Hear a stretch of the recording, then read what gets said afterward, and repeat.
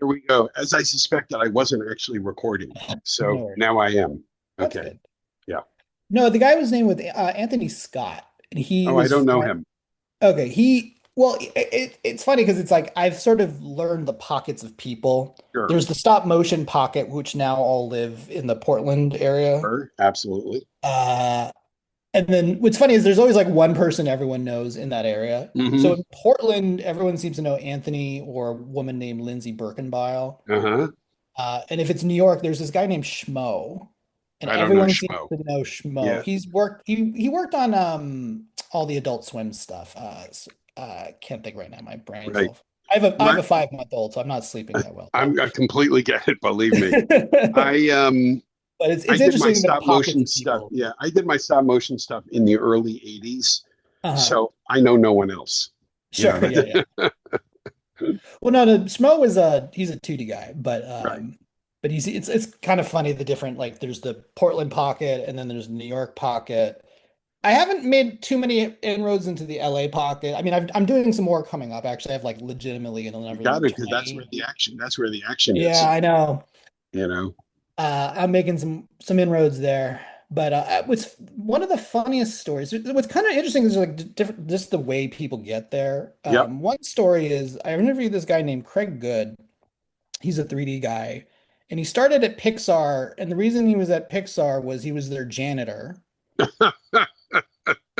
And then they were Okay. like, "Hey, do you want to?" This is like, the early 80s, right? And Yep. he's like, "Do you want to like do 3D?" And he's like, "Sure." And it's like, so it's like, he's How like, "That's how you great. got into Pixar? You just happened to like be a janitor." I I mean, he love that. obviously knew about animation, but it's just like Sure. kind of funny that it's like that's how he got in. Or there's another guy, he lives in New Zealand and he's a stop motion guy. And he literally did not do any art till he was like in his 30s. He was like a Fantastic. CPA or Yeah, something. yeah.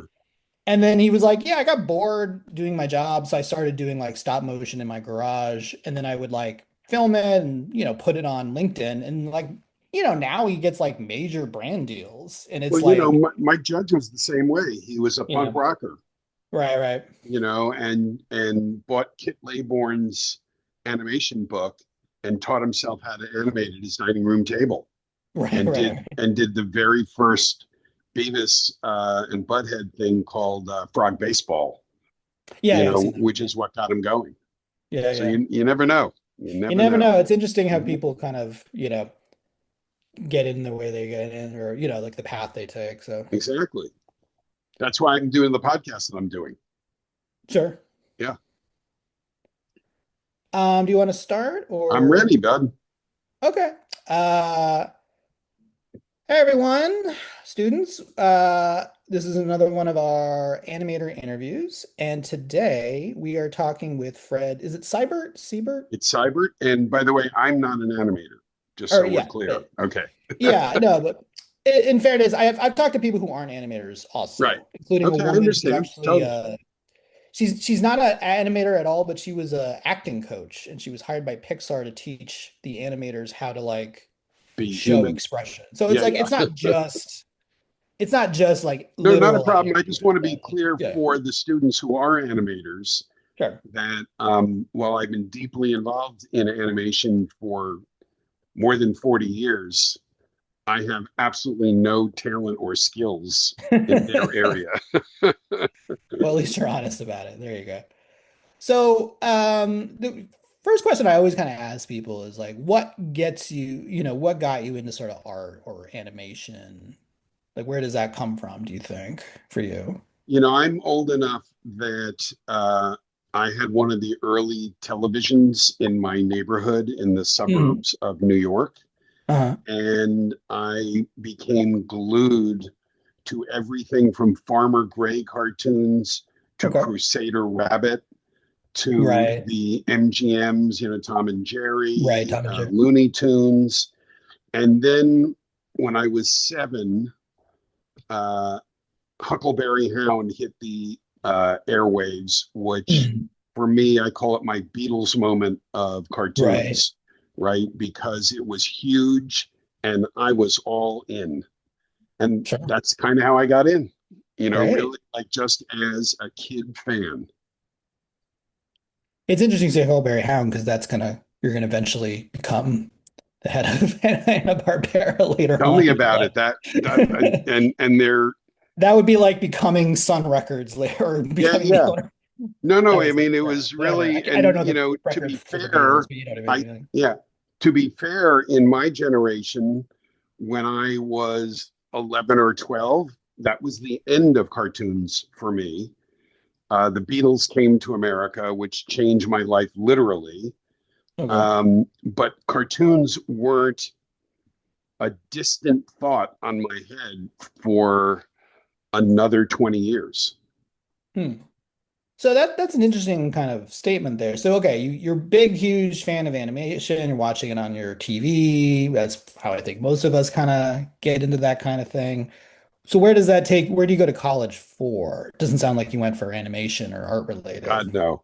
I went to college for chemistry. I Okay. was a science and math kid, at Okay. least for 6 weeks.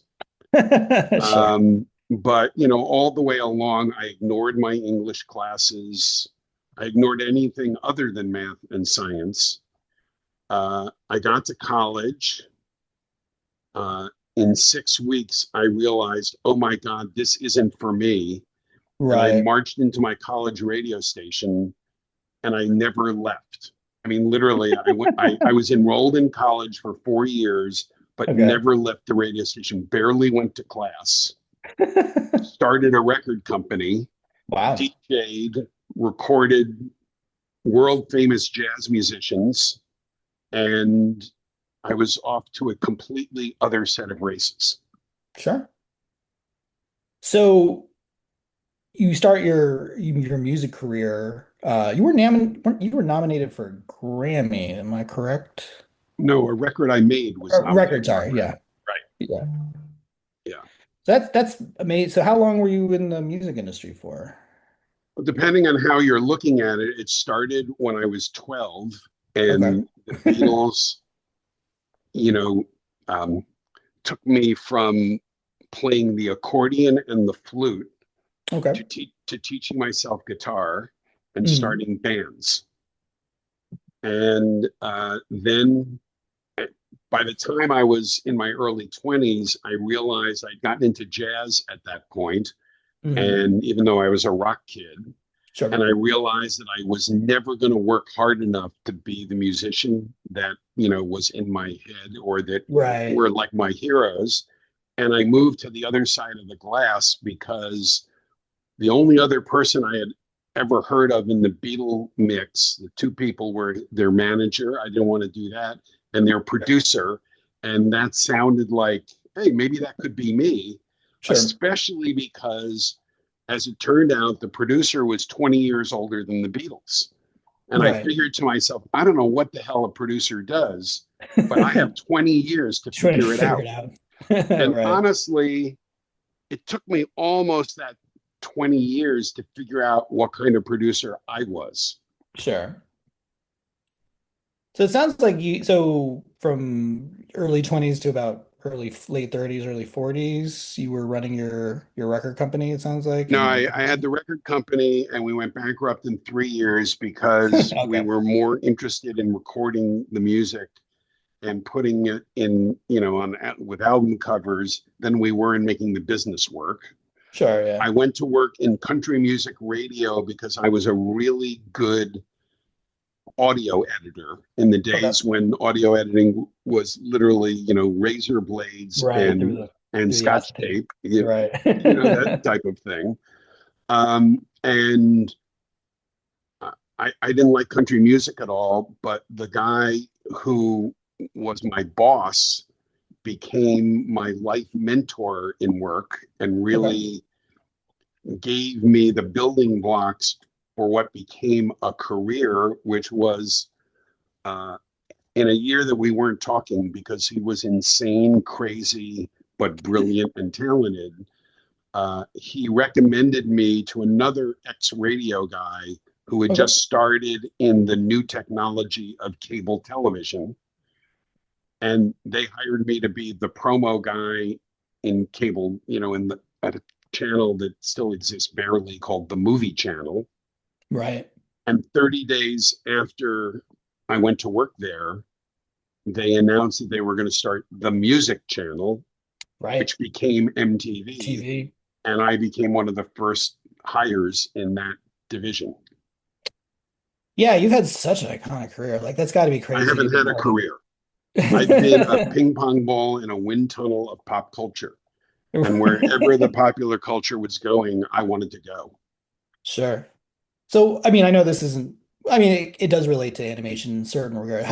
What was it like working for MTV in the early days, throughout the inception and kind of, Well, for me, it was magic. I think for all of us, it was magic. And in fact, it has everything to do with my animation career okay, because I was in charge of everything that wasn't music videos, got right? it. Within, several months, I ran the promotion department, which did the little promos, but we also did what used to be called station identifications, Yeah. which I knew IDs. nothing about. In my Yeah. day, music station identifications were singing jingles on top 40 radio.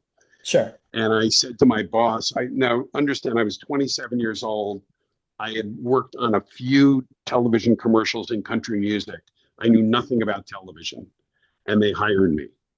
Sure. So when he was talking about, what MTV was, I said, okay, so there's going to be these music videos. They're going to be the equivalent of disc jockeys, which eventually became VJs. DJs, yeah. And then and we have commercials, do we do jingles? And he just laughed at me. He came out of what was then and is now known as classical rock radio, FM Mhm. radio. And, jingles were anathema to that group. Sure. And I said, so what do we do? He said, we're going to do animation. And I go, huh? And he goes, look, imagine a cow is grazing in the field. And all of a sudden, a giant axe comes down and cuts his head off. Sure. And the head falls on the ground, and there are like veins sticking out, and blood, bursting out, and the cow vomits. And in the vomit is our logo. And I think to myself, oh my God, we can do anything we want. Right. And that was sort of the beginning. I commissioned the logo from a neighborhood friend of mine that I know since I'm 4. We're still friends in our 70s.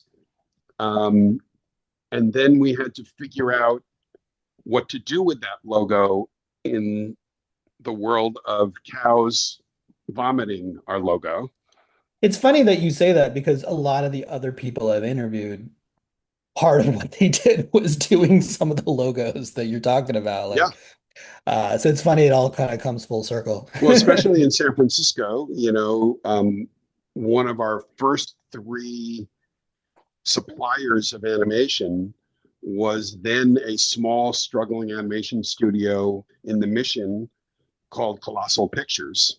Right. And they did our first and, fantastic 10-second IDs, eventually co-invented liquid television at MTV, which led to Beavis and Butthead. So like Right, right. that's a whole other stream of things. But we were very dedicated for a variety of reasons to indie animators. Sure. And we worked only with one group that would be considered like a sort of corporate commercial animation studio. Yeah, no, I mean, I grew up, I'm a 80s kid, 82. So yeah, growing up in the late 80s, early 90s, in between all the music videos, I can remember so many vivid, like fun promos. I mean, this wasn't for that, but I also remembered like Nickelodeon had kind of similar kind of Well, situation where my partner and I were in charge of doing that at Nickelodeon. were you part of the Nickelodeon, ones that did the Nick at Night too? Because I we remember did Nick at Night too. because Yeah. those really seemed like they were really pushing, looking back on it now as an adult and a aficionado of animation, I'm like, wow, they were really doing like 3D in the early night, which would have been pretty avant-garde. I You didn't wasn't do a lot there. then. I think I wasn't there. We did one 3D for Nickelodeon, and Mm. if they did it for Nick at Night, it was after I left. But we Sure. did like a whole series of stop motion animations Yeah, yeah. with the experimental filmmakers Eli Noyes and Kit Laybourne. Oh, nice. Eli eventually, by the way, landed at Colossal Pictures in San Francisco. Um, but yeah, my view of those IDs really simply, again, I came from this album era where pop Right. music was more important in pop culture than any other thing. And album covers were one of the most distinctive parts of that era. Right. And I always coveted that. That's one of the reasons I like my record company, because we could make album covers, none of which Sure. were all that good. And when I got to MTV and I knew I had to do these animations, it occurred to me, wow, we could be the album covers of this generation. Right. And therefore, we approached it in that exact same way, where everyone was radically different than the one that came before. Right. And Yes. it was a fantastic experience for me on, creative level, on a strategic level, on a business level, like on Sure. every level. Going through that process was amazing. Yeah, no, I mean, it's been a while since I've seen a lot of them, but like, They're all on yeah, I my mean, website. oh, They're, great. they're But it's all at like, yeah, they were all fredseibert.com. so different, and that's Yep. what made them fun. And like, they were different styles, and like they didn't conform to the style of that. Every era of animation kind of has its style, where it's like I Yeah. can look and go like, oh, that's a 70s animation, that's an 80s animation, but it's like they kind of broke. And they were a lot of fun, and they were just like all the different ways. You're like, how are they going to do this one to get to the, it was Well, almost like, how are you going to get from here to the, because you knew as a child, as a kid, you knew they're getting to the logo. We knew what was up, but it was like, how are they going to get from this point to this point? well, the first three animations we did, one was stop motion. Mhm. The second one was grease pencil 2D animation. Mhm. And the third one was repurposing NASA footage and stills with Right. xerography and 2D illustration over that Sure. stuff. So, And now it's iconic now that the NASA one is like, sure. that is the, when people think about famous photos throughout history, whenever MTV is brought up, it's almost always the one with the NASA, like on When we were done with that piece, which happens to be the only creative idea I personally brought to any of the animation, I looked at it and I thought to myself, oh my goodness, children in school are going to think that somehow or other the government changed the flag from an right. MTV logo into the American flag. So, okay, so you're at MTV, you're handling a lot of the business and hiring all these animators. And are you part of, it sounds like you're part of the whole getting to the animation part of MTV. That would have been like the midnight Yeah, well, with Beavis and our Butthead group, and then eventually Daria and stuff like yeah, that. doing these animation IDs. Mm, Remember, MTV did not own any of the music videos. right. All we owned was the stuff that went between the videos. Sure. And the part that was most distinctive were the animation pieces. Sure. And so MTV at large, the staff, saw themselves in the animation business.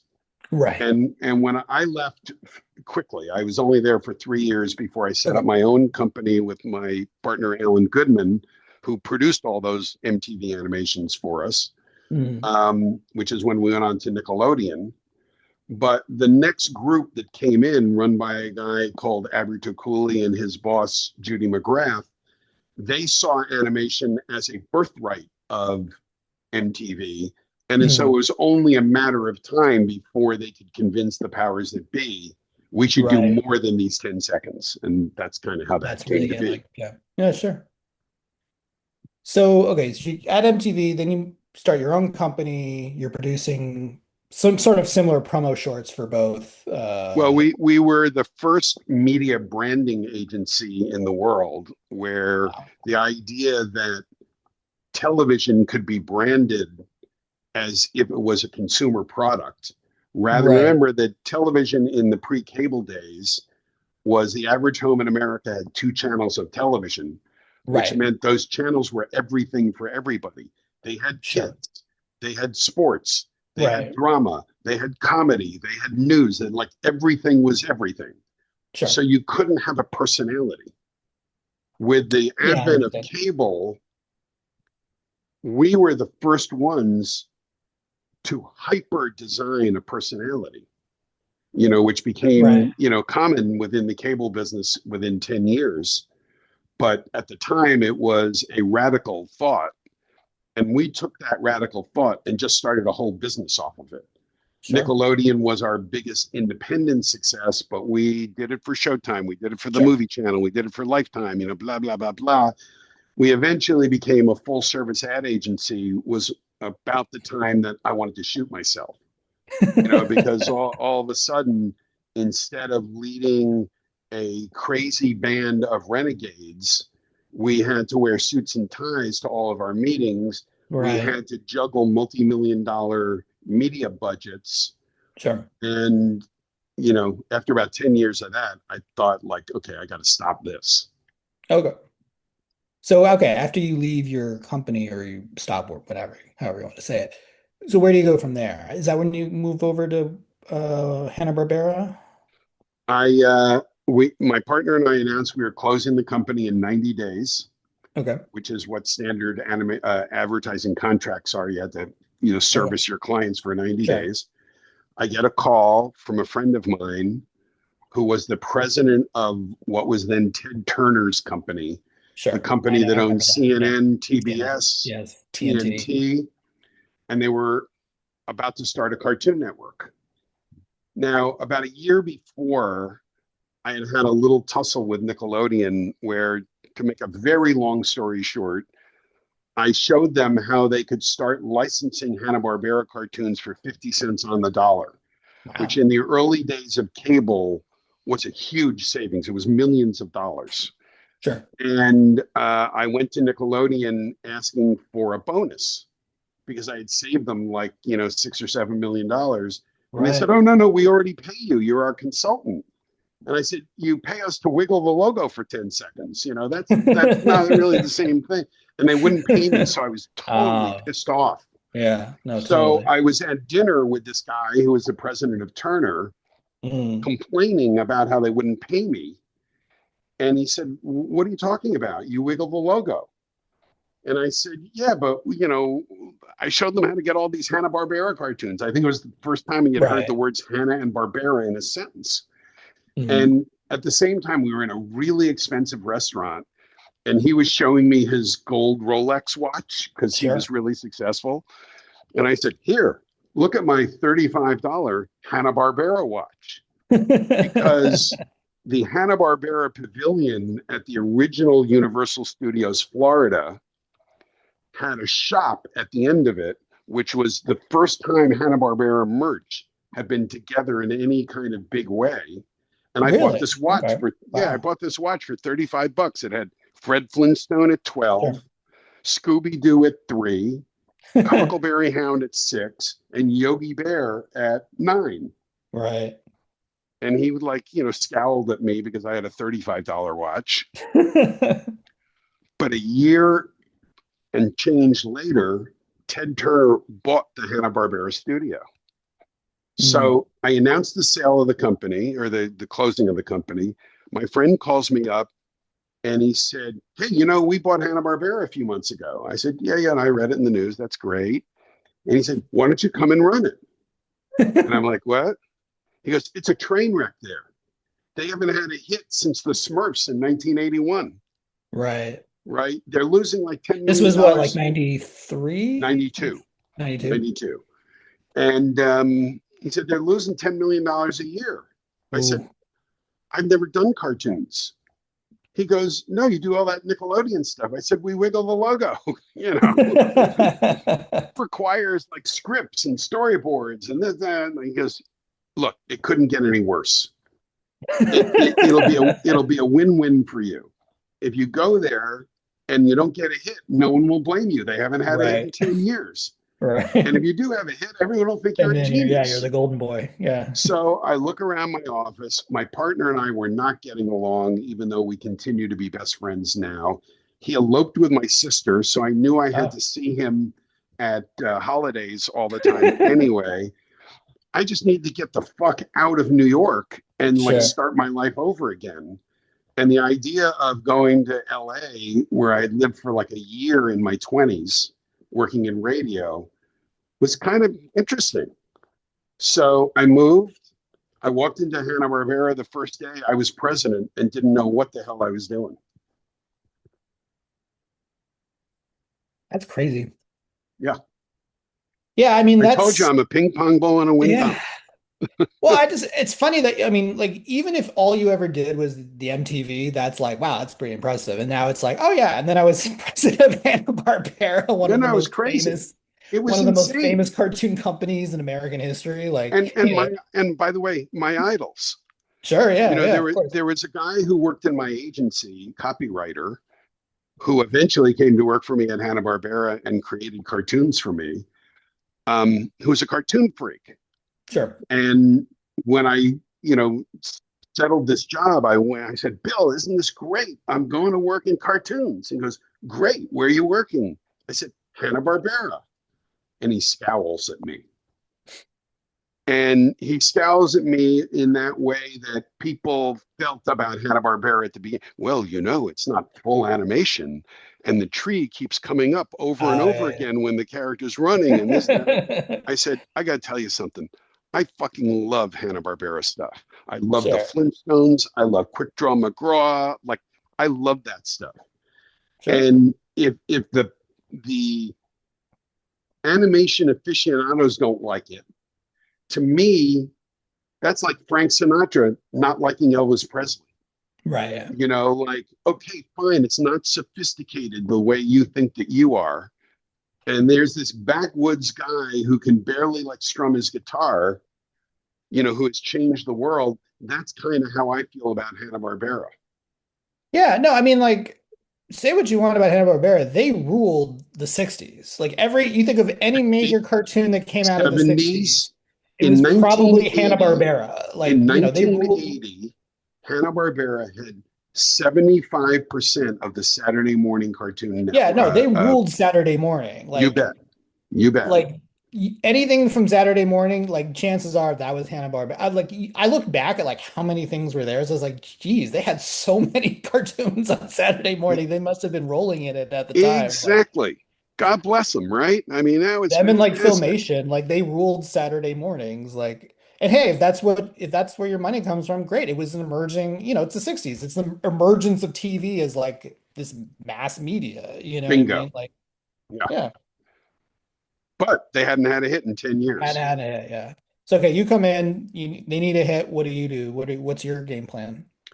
So when I was consulting Nickelodeon, one day in the late 80s, they called me, asked me to go to breakfast with the head of programming and the head of business. Okay. And you need to understand that at Nickelodeon until the late 80s, everything they did was licensed programming, right? Oh There no, were, I'm you aware. know, Yeah. Nickelodeon was a poor sister. It only existed for a business reason at the company that we don't need to go into. Sure. And they gave them pennies. And so Oh no, yeah. with those pennies, they would license children's programming that already existed. And among the most popular things they licensed were a cartoon from England called Belle and Sebastian, which eventually a band became named after, and Danger Mouse. Oh, as a kid, I loved Danger Mouse. Yeah. When I So, was 5, my earliest memories were watching Danger Mouse yeah, on yeah, Nickelodeon in the that was 80s. your Hanna-Barbera, that was your Yeah. Huckleberry Hound, right? So they said, well, you know, as you've helped us make Nickelodeon bigger and bigger and bigger. our licensing costs have gone up and up and up because licensing is based on how many people see your stuff, right? Right. So we think maybe we could convince our management to give us the money to make our own cartoons. I said, oh, that's a good idea. Makes sense. So they look at me, they go, what should we do? And I'm like, why are you looking at me? Well, you do our animation. And once again, I go, no, we wiggle the logo for 10 seconds. That's not cartoons. Well, you're the only person we know. What should we do? Sure. So, as I mentioned before, I made a lot of jazz records. I'm a really decent improviser. Sure. And I only had one piece of data in my data bank, which was I had just read Leonard Maltin's History of Cartoons. Okay. Yeah, Right? great book. Which I think it's not called And That's All, folks, but it's something like that. It's a great book for anybody who's interested in the history of cartoons. You can look it up right now. So I said, well, why don't the modern cartoons are shit, I say to these people. Like, what do I know? Right? Like, I'm one of those people. The biggest mistake I made in Hanna-Barbera is ignoring Scooby-Doo. Because Sure. Scooby-Doo happened after I fell in love with the Beatles. So Sure. therefore, it wasn't for me. It must be junk, said I to Sure. myself, right? I said, but the great cartoons, they were made, in the 30s and the 40s, Right. even in the The Pleasure 50s. Studio stuff And, and yeah. and the way that they made them, said I, based on having read this book, is the studio would make a cartoon. They would put it in theaters before movies. If Sure, yeah. people liked it, they go, let's make another Let's one. make more. Now you have Right. a star in the sense of Well, like a sometimes they made six, right? They sure. made six of Tex Avery's Screwball Squirrel, right? Because everyone Sure. hated it. And they made a million Tom and Jerry's because everyone loved it, Right. right? Same with Bugs Bunny, whatever, like all those things. I said, why don't you do it like that? Make a cartoon, put it on Nickelodeon. If people like it, you'll make more. And they went, Right. that's great. We'll make pilots. And I went, no, not pilots. Make a cartoon that people will actually see. A pilot is what you executives get to see Right. so you can change everything. Right. And by the way, when a creative person knows that someone's going to change their work, they don't do it with the same excitement and urgency Sure. that they do. There's not that passion. So Nickelodeon didn't do that. By the way, they got Ren and Stimpy, Rugrats, and Doug out of their system. So it's not like it was stupid, but it wasn't my stupid. It was their Sure. stupid, and it pissed me off. And I complained about it for years. So now Hanna-Barbera hires me. I go to my boss at Turner. I go, we're going to make these shorts. And he goes, oh, we can't do that. And I'm like, why not? Ted will never like it. I said, why not? I said, well, if you make shorts, you can't, you can own the short, Can't but you syndicate can't them. own, no, you can't own the underlying IP. And Right. Ted's point of view is if we paid for it, we own everything. I said, well, that's not going to play in Hollywood. That's not how the system works. He goes, Ted Turner reinvents all his systems. Who cares? We're not doing them. So I got to Hanna-Barbera. I quickly greenlight 2 series, which quickly flopped. Which two? SWAT Cats, the Radical Squadron, which I remember that one. Still has a huge fan base. They're trying to remake it actually as we speak, the creators. Right. And 2 Stupid Dogs. I remember that one too. That was a Right. good one. 2 Stupid Dogs ultimately probably was the talent seed of what I did afterwards, because the talent in 2 Stupid Dogs, put together by a guy called Donovan Cook, who was the creator, were fantastic. The talent was amazing. The show, less so. Sure. It was good, but it didn't cross over the threshold, if you know what I mean. Sure, yeah, I hear you. So I make these 2 series. They cost $10 million between them, which at the time was kind of standard costs, $5 million a piece for the series. And I'm out of budget. And I have to go to Ted Turner and I go, Ted, I want another $10 million. and Ted looks at me and goes, well, you just failed with the first 10 I gave you. Like, Right. why should I trust you again? So in my improvisational mode, I go, Ted, I took 2 shots with that $10 million. This time I'm going to take 50 shots with the new $10 million. And if I do 50 things, don't you One think of them will one of them win. will work? Right. Ted, being the insane, brilliant entrepreneur that he is or was, just passed away, sadly. Ted looks at me and goes, "You're right. Try it." And that was that. And all of a sudden, shorts, which had been out of favor in Hollywood and at Hanna-Barbera for 40 years, Oh yeah, since like became, basically since TV, it was kind yeah, of like, well, if you can't make it a half hour, it's not worth anything because no one's, unless those, you're going to compile them, which what's funny is as a kid, I watched all of the Looney Tunes that they were compiled into a me, half hour. no, me too. And I didn't realize that originally, of course, they were meant for theaters because, Yeah, of course, I'm a 6-year-old in the 80s. I didn't know that. But looking back, sure. it's like, oh, yeah, they just compiled them together. But yes, yeah, shorts had not And been by the way, done the since original a long time. Hanna-Barbera series were made up of 3 shorts that were theatrical length shorts, Mhm. a Huckleberry Hound at the beginning of the show and the end of the show, and in the middle, Pixie and Dixie, Yogi Right. Bear, whatever. It worked exactly the same way as theaters. And I didn't see why that system couldn't work in the television world. Sure. Well, okay, fine. I get Ted to say hi, to say yes. And everybody else thought it was insane. It doesn't work like that. That's not how Mhm. you do it. Because what Joe Barbera would do, who is one of the great salesmen of all time, Was is he he? I would can do that. walk into a television network office. He would razzle dazzle them with Space Ghost or whatever it was. Yeah, yeah. And Bill Hanna, the production guy, would say, well, we can't afford to make a pilot. Like, we have to put together a whole team just for the pilot. And that costs much more efficient to just give us an order for 13 half hours, which they would do. God bless them. That's Right. slick. Very Well, I slick. was no Joe Barbera or Bill Hanna. But the cost of it ended up being 48 shorts for $10 million or $9.6 million. By the way, a system put together with me by the producer of that first MTV rocket ship animation, the Mhm. NASA stuff. He Sure. became my head of production and my partner in crime when everyone thought we were nuts. I made it extra nuts because in meeting with John Crispolucci, he convinced me that working with writers in animation was a fool's errand and that Okay. you had to work with artists. Okay. And so I set up an edict that the pitch couldn't be an idea.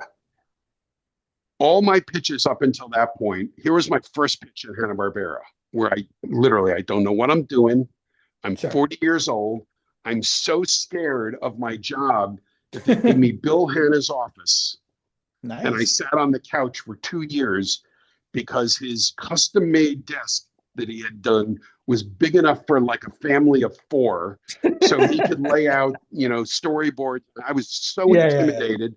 I sat on the couch and an older gentleman comes in. He's probably 10 years older than me, been in the business for 30 years to pitch. And he goes, imagine a pig.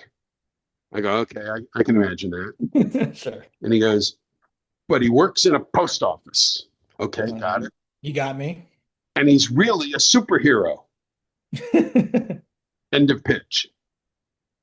And I go, okay, whatever his name was, because I don't remember.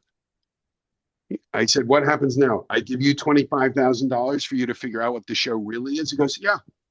I'm like, okay, no, goodbye. I can't do that.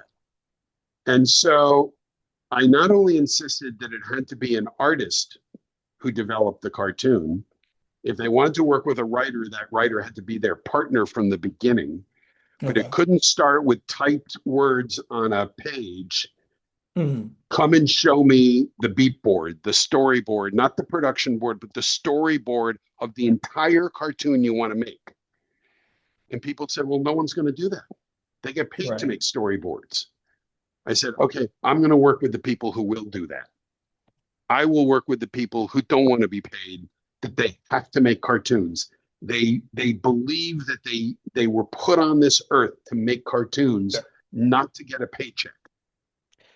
And And also, I'll like, give I them a mean, paycheck. a big part of a cartoon is the visual style. You want to see what it's going to look like. So, I mean, Well, obviously, a pig in basically it sounds like Underdog meets Post Office, but it's like, all right, what does that look like? What is it visually? Like as well, maybe because I'm a visual person, like I want to see what that looks like because that's part of whether I'm going to like it or not. You know what well. I mean? Here's Like, what John Kricfalusi did me told me to convince me. He said, Fred, an animation writer who has grown up with Looney Tunes, says Elmer throws a bomb at bugs. sure, And that's what they write on the page. right, So he looks at me and goes, that's not funny. Bombs aren't funny. Here's what's funny. What does Elmer look like when right. he's The about to throw reaction, a yeah, bomb? What does the bomb look like? sure. When the bomb goes across the screen, how fast does it go? What does it do when it's Yeah, do going they bobble it? Do across? they oops, oh, Right. right, When the Bugs whole bit. catches it, what does he look like? Right, How exactly does the bomb explode? And what is the aftermath? He said, there is no writing in that. There is right. no dialogue in that. There are no words that can describe that. Only an artist can do that. And I'm like, oh, yeah. If you look at the credits of your favorite live action show and you look at the credits of your favorite animated show, pretty much the only difference is the artist. Right. Well, I want the person who makes the difference to be in charge. And for the next 25 years, not all, but virtually all the cartoons that I created were created on that basis. And by the way, as recently as in the last few years, when I told a television executive how I do what I do, Mhm. here's what they've been saying back to me for 40, 30 years. Well, artists can't draw, artists can't write. Sure. And I go, well, here's what I've learned. Most writers can't write either. They can type. Right. There's only a few writers who can write something that is a creation that goes on for, whatever. I assume there's only a few artists who can do it too. Not every artist who can draw Mhm. and imagine and conceive of a character. A character isn't what it looks like. That's part of what it looks like. I mean, it's part of what a character is. It's what does the character want? Right. How do they show us what they want? How do they tell us what's important to them? Like all of those things are what a creator does. Sure. And That goes I'm going to back to go the after, person I talked about who was an actress who then taught the yeah. people at Pixar, the animators. It's like, yes, here's a great, you can move, Mr. Incredible's arm or whatever. But it's like, well, what does he look like? What is his goals? How do you show that visually? Like what would his eyes And look how like? do you What would his show it posture look like? and how do you show it in time? Because Right. remember, at the beginning when I was at Hanna-Barbera and I thought about the artist thing, I knew a lot of artists who drew in a cartoony style and had great senses of humor. Hmm. And when I started to do a deal to commission one of them to do something for me, one of my animators came in and started screaming at me. And he goes, look, you know that old saying, a picture says 1,000 words? I said, yeah. He goes, that's what that guy does. Here's what I do. I draw 1,000 drawings. That's different than a Hmm. picture doing 1,000 words. Right, right. And all of a sudden, I stopped hiring illustrators to develop anything for me. And went straight to the end. Yeah, that makes sense for sure. But I will tell you that the business is still driven by writers. And then Mhm. let's find somebody to animate the writing. Do you think that's because of just the way Hollywood works, since most stuff is done through Hollywood, or? Yeah, I think that, and it's interesting because reading a storyboard's kind of like reading a comic book. You don't have to be Oh yeah, literate. of course. You don't Yeah. have to be literate to do it. But somehow or other, the old song in Hollywood has been, it all starts with the printed word. Sure. This is kind of semi-related. When I was a kid, there was this guy who was a woodworker. And he said this, and it's something I quote to this day. He goes like, sometimes I feel like people think that books are the best way to learn because they like to read. And so they just say, well, books are the best because I like it. And it's like, it's not wrong. It's just there's many ways of learning. And so if Bingo. you learn through visual, that's not any quote unquote more sophisticated or better than reading from like I have nothing against books or anything, but like if I can learn it through a YouTube video, how is that any different than me reading, I you agree. know? And Learning's so learning. it's like, yeah, it's like no offense to write. I mean, I appreciate writers and I respect writers, but it's like that's one way to tell a story, and it's a great Agreed. way. But also people can be visual and it's a more pictorial story. You have different kinds of stories. Like how Sherlock Holmes is going to engulf people is more cerebral, and then yes, you would have to explain more in a subtext of what writing is good for. But if something's more physical, like how would you describe a Looney Tune cartoon in It, writing? It's it's like it's mostly visual. I mean, there's some, but it's like mostly it's visual, it's sight gags, it's it's why so many you know, movies that are based on books are failures, sure, because what's on the page and what's on the screen and how they convey what they do are literally two different vocabularies. right, And again, it took me a very long time to be able to conceptualize any of this in my head, and a lot of it was through trial, error, and failure to be sure. able to get to that point. So you're at Hanna-Barbera, you're producing these great cartoons. Where do you go from, is that where does your career go from there? Ted Turner sold Hanna-Barbera and his whole company 5 years after I got there to Warner Sure. Brothers. Hmm. And I thought to myself, well, working for a downright stone genius entrepreneur like Ted Turner is one thing, and going to work for the man at Hanna-Barbera, I mean, at Warner Brothers, is a whole other thing.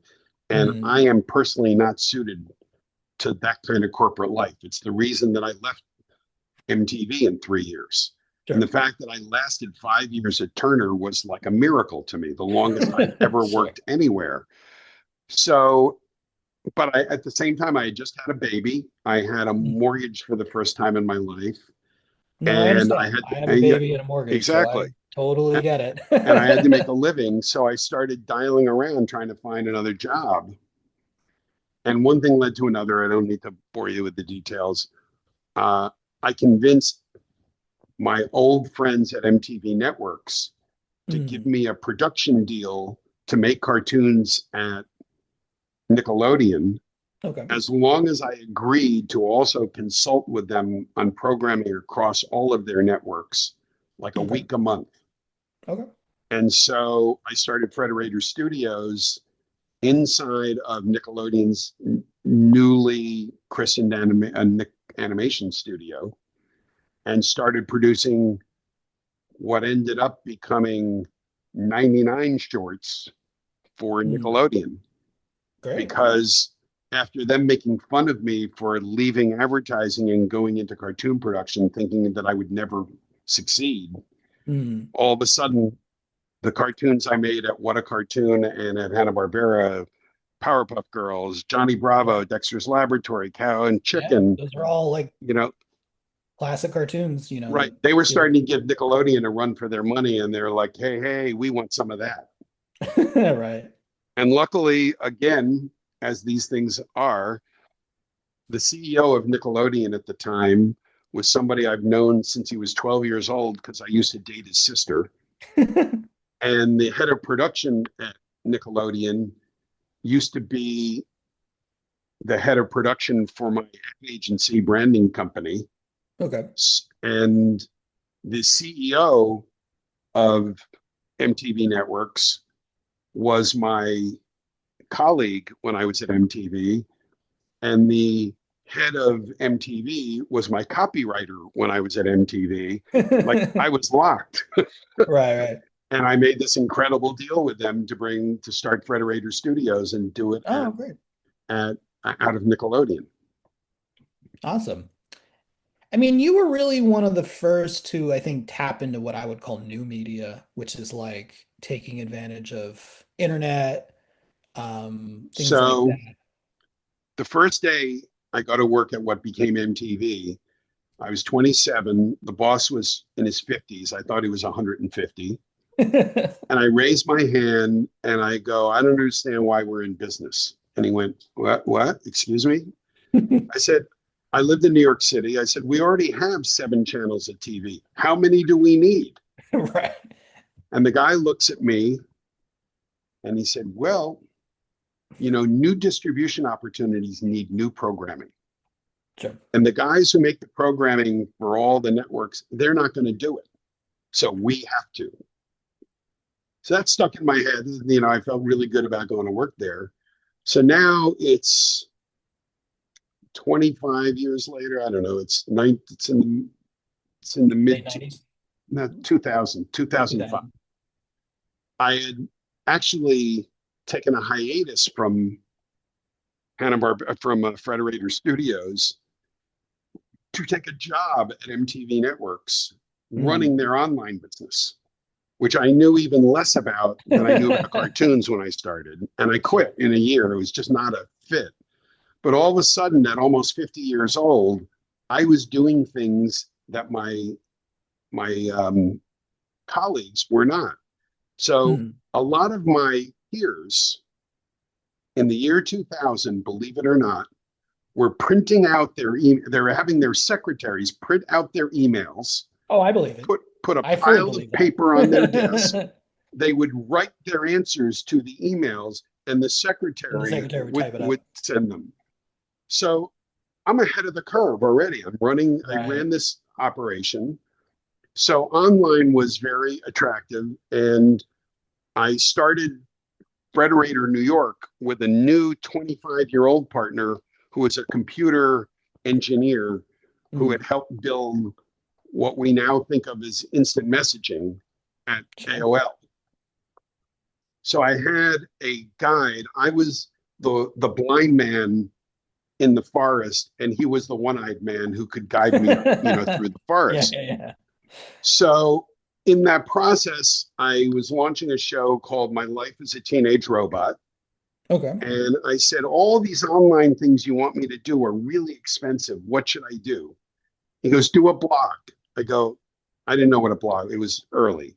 Right, And I said, what do I do? He goes, oh, you know what to do. I said, sure, I do. What? And he right. said, post often, post short, always post a Mhm. picture. I went, oh, Sure. right, like newspapers. Okay, I can do that. So we started a blog and we had thousands of readers within weeks. Great. And I knew that I no longer needed to rely only on the PR people to get the word out. A couple of years later, we had made a new set of shorts at Nickelodeon called Random Cartoons. And one of those cartoons that was getting a lot of attention was the first short for Adventure Time. Oh, great. And it Yeah. was it was so much getting attention that it wasn't even on the air and had been nominated for an Annie Award, the animation Oscars, Sure, yeah. without anyone in the business having seen it on television. That's But I impressive. really wanted to win, and I didn't know how to get the word out to the Annie people. So there had been a new thing invented called Google Video. Sure. So I called Nickelodeon and said, can I have permission to put Adventure Time on Google Video so I can send the video to voters and we can win? They said yes. So I put it up on Google Video on Friday. It's a holiday weekend. On Tuesday, I get a call from my LA studio from Frederator, and they go, okay, there's good news and bad news. I said, hit me. Said, the good news is we didn't get 5,000 people looking at it. 250,000 people looked at it. And Nice. I said, okay, what's the bad news? They said, Viacom wants to sue us. And that was the beginning of what cascaded into Channel Frederator, Mhm. a company that I started that was only online video called Next New Networks, which we eventually sold to Google and YouTube. And I was off to the internet races again, in many ways, too early. When we sold Next New Networks, we sold it basically for the cost of our investment, our venture capital Right. investors. And 6 months later, Maker Studios sold for $500 million. That's okay because we proved something in that process. And I felt, I feel really good if I proved something, even if it wasn't a huge business success. Yeah, I mean, I always kind of talk to my students about the more things change, the more they stay the same, which Thank is you. like, okay, you got, first there's radio, and then like, oh, hey, there's this thing called film. Hey, why don't we make animations and they'll play before film? Okay, now it's, that's like the 20s through the 50s. Okay, now in 1960, most people have a TV set. Okay, great. Why don't we, the Flintstones, we're gonna have animation on TV. Okay, now it's the 80s and there's like all these new channels. So it's not just over the air. You can have an entire channel dedicated to cartoons. And so it's like, oh, Thank you. okay. Yeah. And then it's like, now it's the early 2000s and it's like, well, you can distribute, I always tell my students, it's like one of the benefits of the internet was there was no barrier to entry. You didn't have to convince a channel to give you a spot. You didn't have to distribute Well, through, I'll tell you an interesting thing. When we started Channel Frederator in November of 2005, influenced by Dan Harmon's channel101.com, Sure. Yeah, yeah, I'm aware of Dan Harmon's thing. the only place short animations got seen were in film festivals where the only other people that would see them were other animators.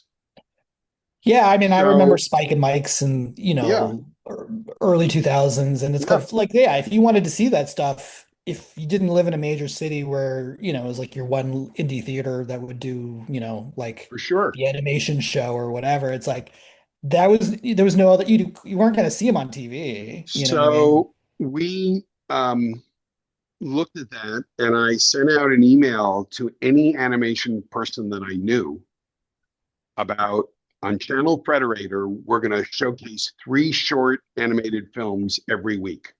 Hmm. So I got a friend, 3 friends to give us shorts. One of Hmm. which, by the way, I think the first short ever was Penn Ward's student film from Cal Arts called Bueno the Bear. Okay. And it happened by a complete set of coincidences that the week we launched, we, by the way, didn't launch on YouTube. We launched on iTunes. What my 25-year-old tech partner had said to me, it'll support video.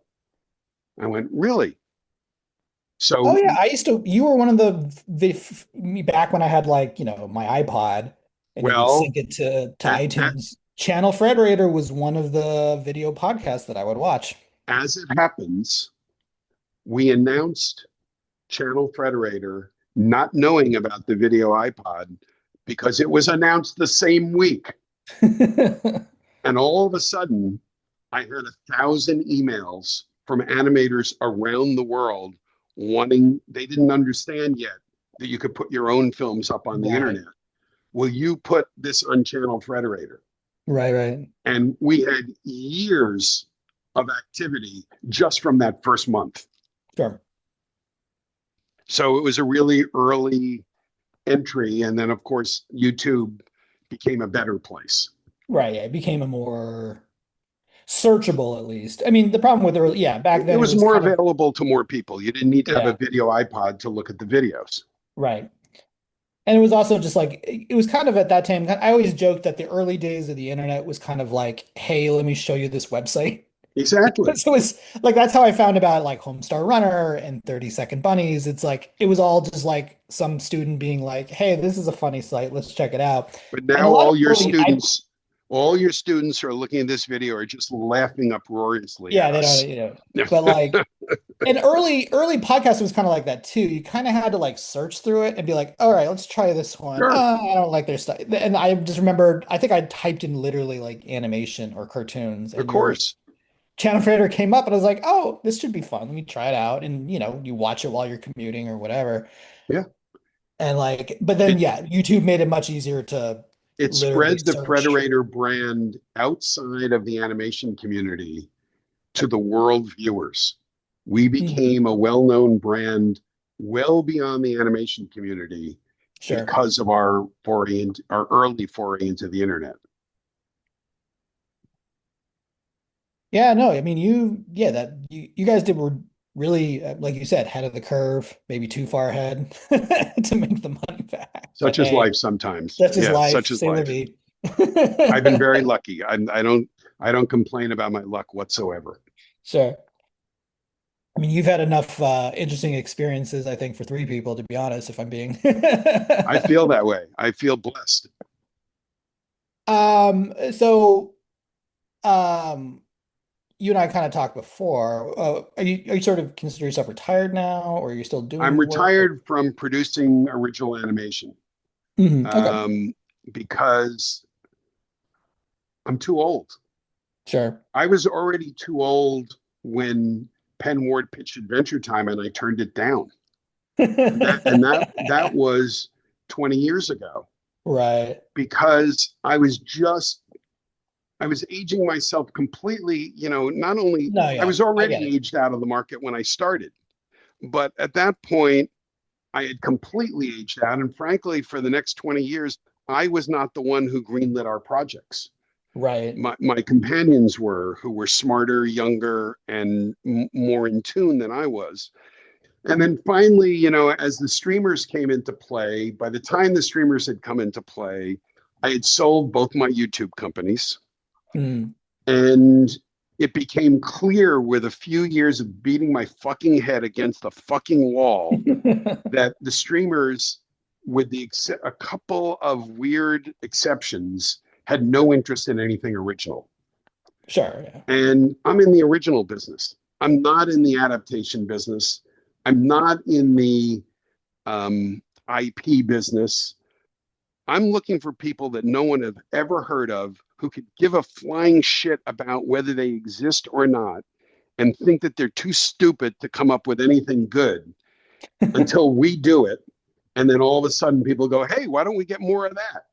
Right. And that just isn't for the marketplace. The other thing is that the rise over the last 30 years of anime going from a very obscure cult into the mainstream has left me behind. When my Yeah. kids when my kids fell in love with Pokemon and I asked them to explain it to me and they told me there were 150 characters, I said, no, no, no, no. Cartoons are Elmer and Bugs, Tom and Jerry. That was the beginning of my being out. Right, And right. I don't deserve to be in. It is the next person's game and the next person, and it is all your Sure. students' game, not Yeah. mine. So Yeah, and I'm it's just always evolving from like, yeah, I mean, anime went from like this obscure thing in Japan.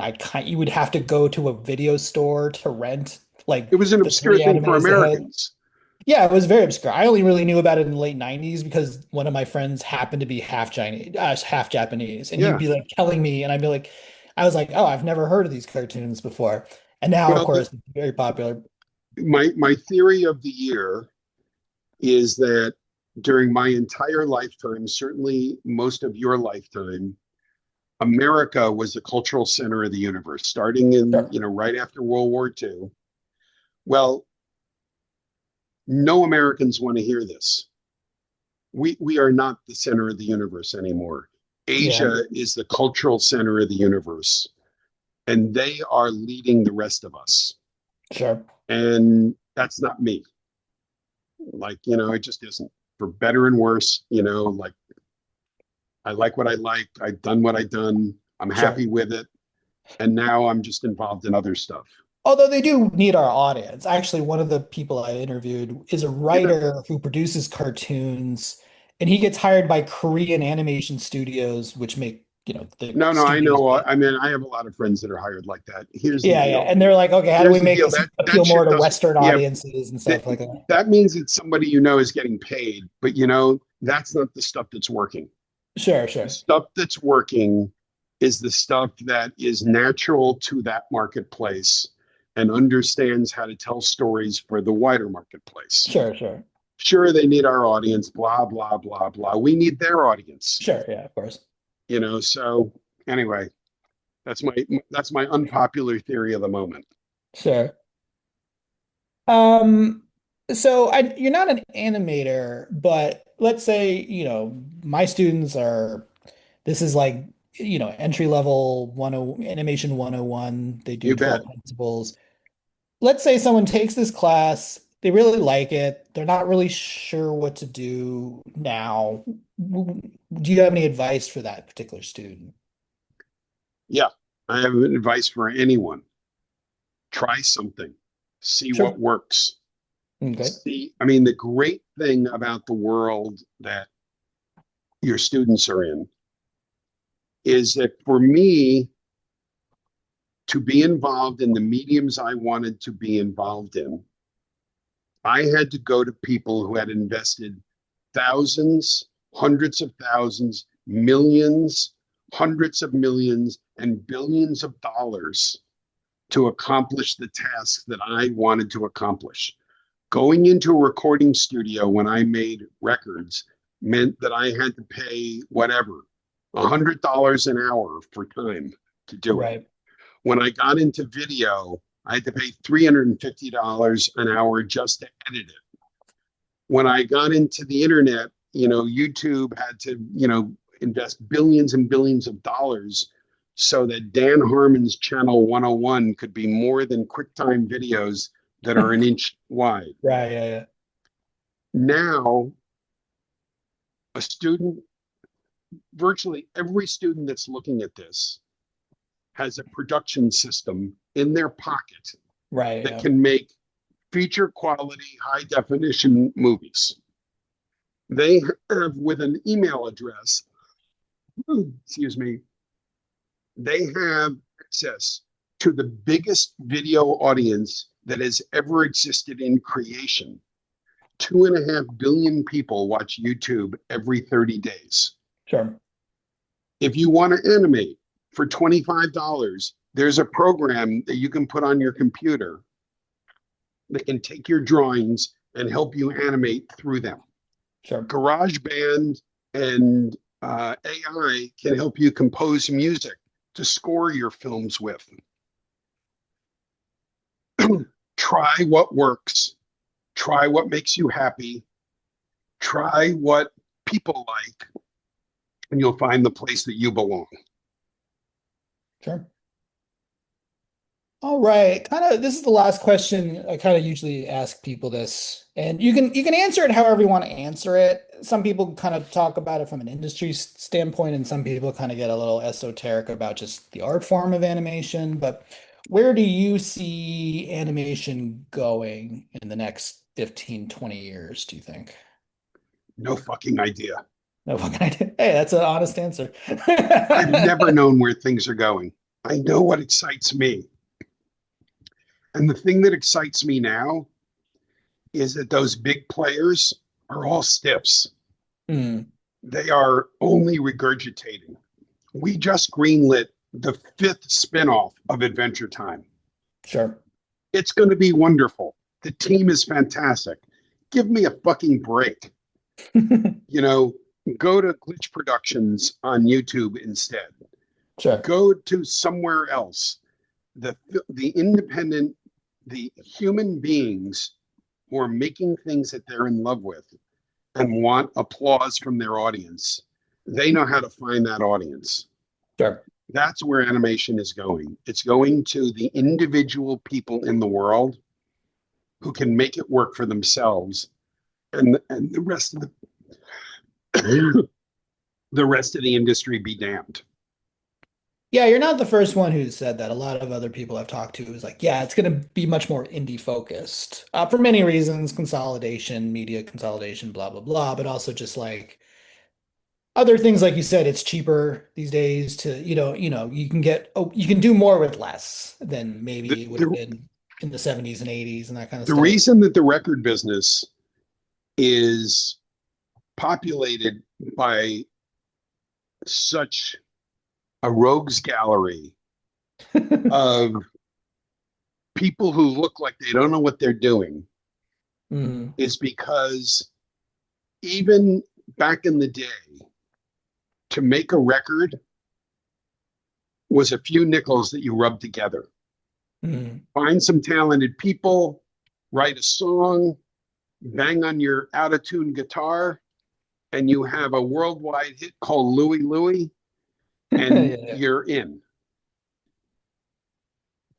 The YouTubeification of the world, the Instagramification of the world, the TikTokification of the world has turned video into Spotify. Mhm. It is no longer a bunch of conglomerates controlling everything. Right. It's if you have a couple nickels to roll together and you have the chutzpah, the talent, a couple of skills that can kind of make it work, God bless you. That's the Sure. world. The video business has turned into the music business in terms of how it gets going. And it's now up to the Elvis Presleys of the world to turn it on its head. Sure. All right. I think that's a great place to kind of end our conversation here. I think we talked about some interesting things. I know a lot of times in our interviews we talk a little bit more about drawing and stuff, but this is definitely, I think, good for my I don't know how students. to draw. I can't help with Sure. that. Well, you need more than drawing to get an animation going, or at You least bet. on television. You need the business side and you need people like you The and business side's the last side. The first side is what do you want to make? How can you right. make it? Sure. The guy who started Glitch Productions was a 13-year-old who loved video games. And Hmm. he discovered machinima and Sure. started doing improv machinima based on Nintendo when he was 13 on YouTube. And built, he and his brother, his older brother, have built an empire since then. Sure. You don't even need to know nothing. Good words to live by. You don't need to know nothing. My students Okay. want to see any of your work or stuff you produced or just FredFilms.com. greatfilms.com. Okay, we'll put Fred, that in the Fred, link. Oh, fredfilms.com. That FredFilms.com. makes even more sense. Right. FredSeibert.com. Okay. Seibert, FredSeibert.com. And FredAllen.org. FredAlan.org. Okay. Okay. That's where I'm at. Great. All great. Okay. All right. Well, we thank you for your time. This was Thank really you, great David. Thanks for having me. conversation. I really appreciate it. Yeah. Okay, so I will send you a Dropbox link to the video Okay. right when as soon as it Finishes. converts. Yeah, Yeah, no worries. I got to get back because I have a 5-month-old and my wife's going to kill me if I don't get go back. for it, baby. Okay, But it was all great right. talking with you. It's great You to too, hear your man. Talk again. stories. It's literally like hearing about my childhood, but like from the other side of like I watched it all and now I'm like, oh, this is you were working on this, and it's just weird to hear about it. I mean, like obviously, 'cause it's like, oh Weird to yeah, I talk remember about. that. It's Yeah, weird for me to talk about it. I can't believe but it. it's like if you had found out the guy who did the Huckleberry cartoons when you were 5, and like hearing them talk about like, yeah, I was drawn, I and, did. it's like, oh I yeah, so did. I got to walk into Joe Barbera's office. I got to right. walk into Bill Hanna's office. Yeah, I know to be in Bill, Hanna-Barbera's office. That's crazy. It's just like, yeah, it's like being in Walt Disney's office or something. It's Just just like telling you amazing. about it is amazing to me. It's like it happened to somebody else. Yeah. All right, boss. Well, it was really great talking with you. Good luck with the And baby. oh, thanks. Appreciate it. Okay. Take All right, take care. Bye care. bye.